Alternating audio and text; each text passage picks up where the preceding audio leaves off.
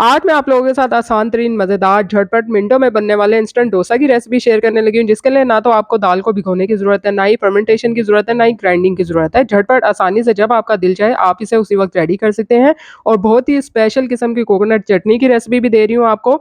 तो मुकम्मल हम इसको लवाजमात के साथ तैयार करेंगे। तो चलते हैं मज़ेदार और आसान डोसा रेसिपी की जानिब। अस्सलाम वालेकुम, welcome to my YouTube channel kitchen with Sam. तो सबसे पहले हम मज़ेदार सी स्पेशल सी कोकोनट चटनी रेडी कर लेते हैं। तो यहाँ पे मैंने 100 ग्राम जो है कोकोनट ले लिया था और साथ ही मैंने इसमें 2 टीस्पून उड़द की दाल थोड़ा-सा रोस्ट करके इसको मैंने इसमें डाल दी थी। आप लोग चाहें तो चने की दाल भी इसमें डाल सकते हैं रोस्ट करके। 1 अदद हरी मिर्च डाल दी थी। एक मैंने जिंजर का छोटा-सा पीस डाल दिया था और थोड़ी-सी इमली आपने इसमें शामिल करनी है। थोड़ा-सा मैंने इसमें नमक भी ऐड किया था और हस्बे ज़रूरत इसमें पानी डाल के हमने इसको जो है वो अच्छे से ग्राइंड कर लेना है। तो देखिए पानी मैंने इसमें डाला है इसमें। अब यहाँ पे जो है मज़ेदार सी कोकोनट चटनी जो है वो रेडी हो चुकी है। तो अगर आपको ये थिक लगे तो आप थोड़ा-सा पानी और इसमें शामिल करके अच्छे से जो है उसको ग्राइंड कर सकते हैं। तो यहाँ पे मैंने इसके बघार के लिए थोड़ा-सा 1 से 2 टेबलस्पून ऑयल लिया था और उसमें जो है वो मैंने साबित गोल मिर्च और साथ ही राई डाली थी थोड़ी-सी और इसका मैंने बघार दे देना है चटनी के ऊपर। तो मज़ेदार सी स्पेशल सी कोकोनट चटनी वो डोसा के लिए जो है रेडी हो चुकी है। तो चलिए जी अब हम जो है डोसा के लिए बैटर बना लेते हैं। तो यहाँ पे जो है आधा कप मैंने सूजी ले लिया है और इसको जो है मैंने मिक्सी जार में डाल दिया है। साथ ही मैंने इसमें 1 टेबलस्पून जो है बेसन ऐड कर दिया है और 1 टेबलस्पून मैंने इसमें गंदम का आटा जो रेगुलर हम घर में यूज़ करते हैं वो डाल दिया है। इन तीनों चीज़ों को हमने अच्छे तरीके से जो है ग्राइंड कर लेना है।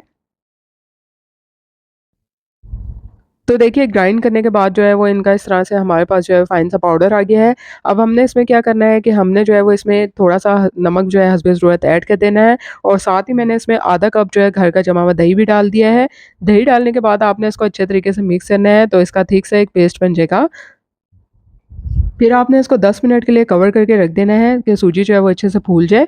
तो मैंने इसको कवर करके रख दिया है तकरीबन 10 मिनट के लिए। मीनवाइल जो है हम पोटैटो स्टफिंग रेडी कर लेते हैं। तो पैन में मैंने 1 से 2 टेबलस्पून ऑयल डाला है और 1 से 2 टीस्पून मैंने इसमें उड़द दाल डाल दिया है। थोड़ा-सा हल्का-सा इसको हमने रोस्ट करना है। आप लोग चाहें तो चने की दाल भी ऐड कर सकते हैं और साथ ही मैंने 1 से 2 अदद हरी मिर्चें बारीक काट के इसमें शामिल कर दी हैं।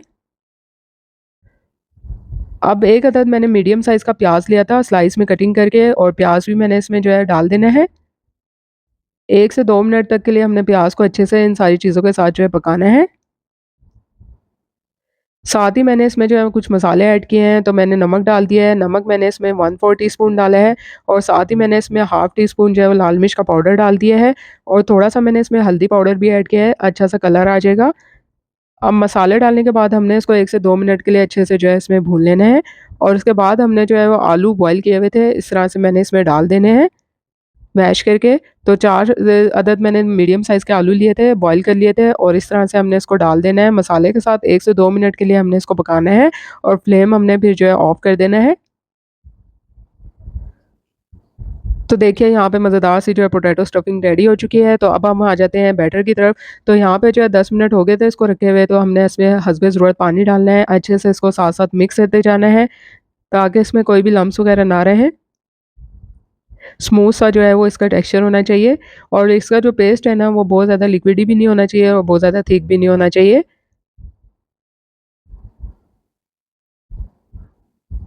अब यहाँ पे मैंने इसमें 1/4 टीस्पून बेकिंग सोडा डाला है और साथ ही थोड़ा-सा इसमें पानी डालेंगे और इसको अच्छे तरीके से मिक्स कर लेंगे और सोडा डालने के बाद हमने इसको 2 से 3 मिनट के लिए अच्छे तरीके से इस तरह से हमने व्हिस्कर से इसको अच्छे से फेंट लेना है।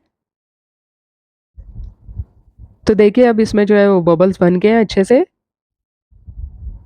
अब यहाँ पे मैंने एक पैन लिया था और इसमें जो है हमने थोड़ा-सा ऑयल डालना है और ऑयल डालने के बाद आपने टिश्यू से इसको अच्छे तरीके से इस तरह से एक्सेस ऑयल जो है वो इसमें से साफ़ कर लेना है।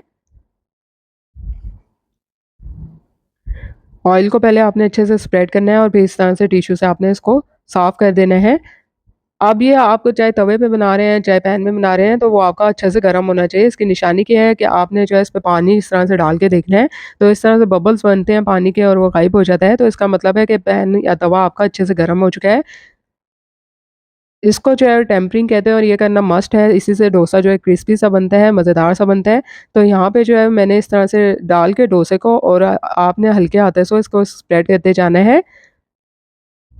जितना आप पतला इसको बना सकते हैं, उतना ही आप पतला इसको बनाइएगा। अब ये जब हम डोसे की इसमें जो है इस तरह से डाल रहे होंगे तो तब हमने फ्लेम जो है वो मीडियम रखना है और उसके बाद हमने जो है फ्लेम हाई कर देना है, तो इसको हाई फ्लेम पर आपने पकाना है। थोड़ा-सा ऑयल जो है इसकी सारी साइडों पे हमने इस तरह से डाल देना है। देखिए ये थोड़ा-सा ऑयल जो है मैंने इसकी सारी साइडों पे इस तरह से अच्छे तरीके से डाल दिया है। अब इसको हमने इस तरह से हिला के पैन को सब सब तरफ जो है ऑयल इसके स्प्रेड कर देना है। एक साइड पे मैंने इसके जो है पोटैटो स्टफिंग जो रेडी की थी वो रख देनी है।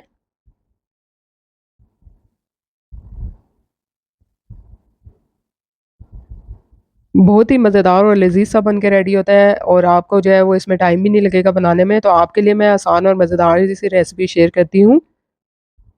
आप लोग जो है रेसिपी को एंड तक देखा कीजिए और उसको ज़रूर ट्राई करें और मुझे जो है फीडबैक से भी आगाह करें।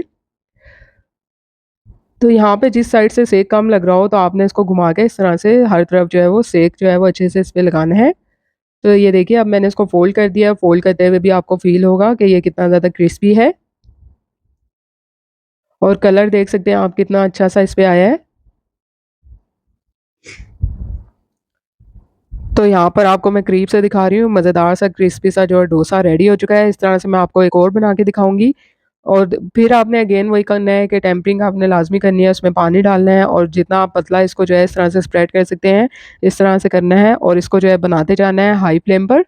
तो उम्मीद करती हूँ कि आपको आज की डोसा की ये रेसिपी पसंद आएगी। रेसिपी पसंद आई है, लाइक और शेयर करना बनता है, साथ-साथ चैनल को सब्सक्राइब कीजिए।